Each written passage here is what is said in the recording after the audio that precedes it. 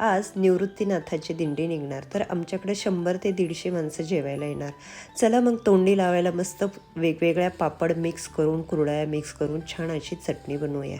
तर येथे मी घरामध्ये जेवढे प्रकारचे पापड होते, अगदी उडीद डाळ, अगदी बिबडे पापड, कुरडई आणि नागलीच्या पापड्या, ज्वारीच्या पापड्या सगळं तळून घेतलं.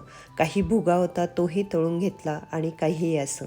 आमच्याकडे ही मिरची लग्नामध्ये सुद्धा करता बरं का, खुरासनी म्हणजेच कारळं मिक्स करून, किंवा हे असं प्रकारचं थोराट. थोराट म्हणजे लाल मिरची आणि लसूण मिक्स करून दळलेली अतिशय रुचकर अशी ही चटणी लागते, भरपूर दिवस टिकते. हे बघा, सर्व आता मस्त तळायचं झालेलं आहे. लाल मिरच्या मिक्सरच्या भांड्यामध्ये घेऊन थोड्याशा अशा बारीक करून घेतल्या आणि नंतर त्यामध्ये लसूण आणि मीठ घालून अशा पद्धतीने बारीक करून घेतलं. ही चटणी तुम्ही तेल घालून बाजरीच्या भाकरीबरोबर खाल्ली ना तरी फार भारी लागते बरं का.